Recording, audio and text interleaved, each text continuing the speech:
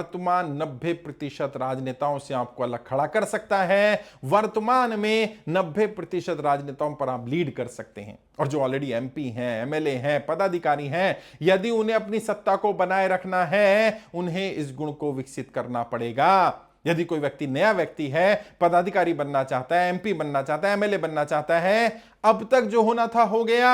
अब केवल वही लोग पदाधिकारी बनेंगे, वही लोग उम्मीदवार बनेंगे जिनमें यह गुण होगा।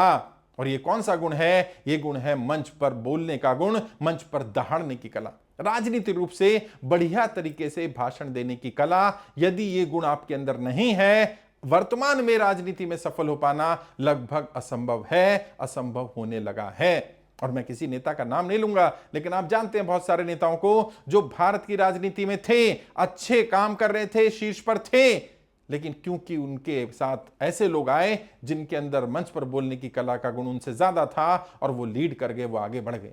और अभी तक तो जो हुआ था हो गया। अभी जो नए लोग आ रहे हैं, जो पार्टियां पदाधिकारी बना रही हैं, पार्टियां उम्मीदवार बना रही हैं, इवन यूनिवर्सिटी लेवल पर, कॉलेज लेवल पर जिसको उम्मीदवार बनाया जा रहा है, सबसे पहले यह जज किया जाता है कि उसे बोलना आता है कि नहीं आता, कितना अच्छा बोल सकता है। तो सोचिए, विधायक बनना है, सांसद बनना है, और बिना बिना मंच पर अच्छा बोले आप बन पाएंगे, उम्मीदवार बन पाएंगे, उम्मीदवारी कर पाएंगे, दावेदार बन पाएंगे? संभव नहीं है साहब।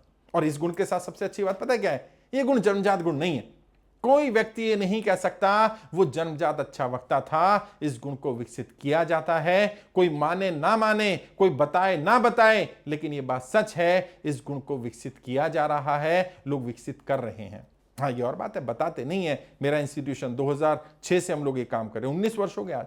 लगातार हर साल सैकड़ों की संख्या में लोग ट्रेनिंग ले रहे हैं, सीख रहे हैं। अलग अलग पार्टियों के नेता आ रहे हैं, पदाधिकारी आ रहे हैं, क्योंकि वो वीआईपी बैच में आते हैं, वीआईपी ट्रेनिंग में आते हैं, जिसमें वो अकेले होते हैं या उनके साथ एक दो लोग उन्हीं की पार्टी के होते हैं। अदरवाइज वो ग्रुप में ट्रेनिंग लेना नहीं चाहते हैं और किसी को पता नहीं चल पाता, और फिर थोड़ी देर बाद देखते हैं ये तो अच्छा बोलने लग गया, ये तो बढ़िया दहाड़ने लग गया।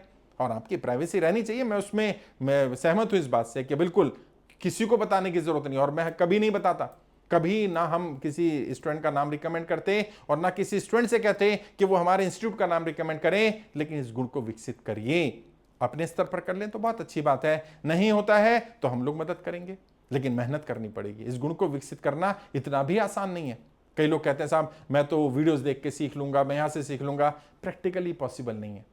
जब सीखना होता है तो सबसे पहले यह जांचना होता है कि वॉइस मॉड्यूलेशन कैसी है, उसको कैसे विकसित करना है, बॉडी लैंग्वेज कैसी आ रही है, उसको कैसे डेवलप करना है, कंटेंट क्या होना चाहिए, भाषा का उतार चढ़ाव कैसा होना चाहिए, रीजनल लैंग्वेज में बोलना है तो कैसे होगा, इंग्लिश हिंदी में बात करनी है तो कैसे बात करनी है, किस तरह से जनता के साथ आई कांटेक्ट संपर्क साधना है ताकि जनता के ऊपर इंपैक्ट पड़ पाए। कई भाषण ऐसे होते हैं जो असरदार होते हैं और कई भाषण ऐसे होते हैं जो असरदार नहीं हो पाते। कई भाषण ऐसे होते हैं जो यादगार हो जाते हैं, ऐतिहासिक बन जाते हैं, और कई भाषण नहीं बन पाते। तो अपने भाषण को असरदार कैसे बनाना है, यादगार कैसे बनाना है, इंपैक्टफुल कैसे बनाना है, ऐसा क्या बोला जाए या किस तरह से बोला जाए कि जनता आपको याद रखे, अच्छे नेता के रूप में, अच्छे वक्ता के रूप में आपको स्वीकार करने को तैयार हो जाए।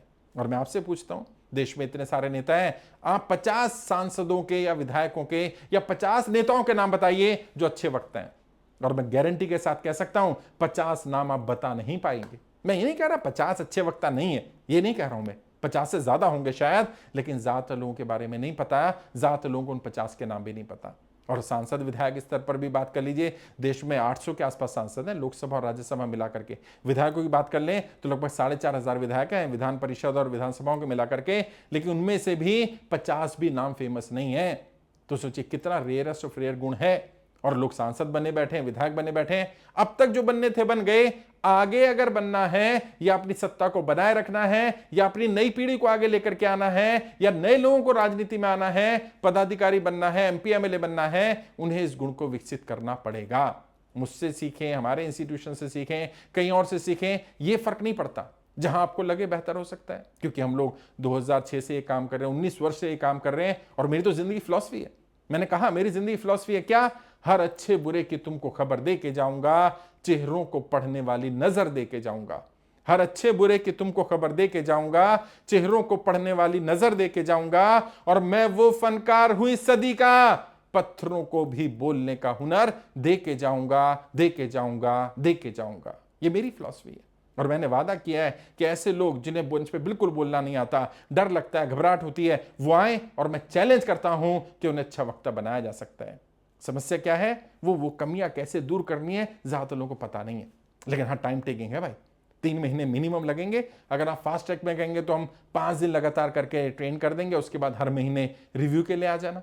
और अगर और समय दे सकते हैं तो 1 साल के लिए जुड़िए, जिसमें हर महीने में एक बार आना है। 1 साल तक आप ट्रेन हो जाइए, 5 दिन लगातार हमने ट्रेन कर दिया। वरना सप्ताह में 1 दिन, कम से कम 3 महीने के लिए 12 सेशन जरूर अटेंड करिए।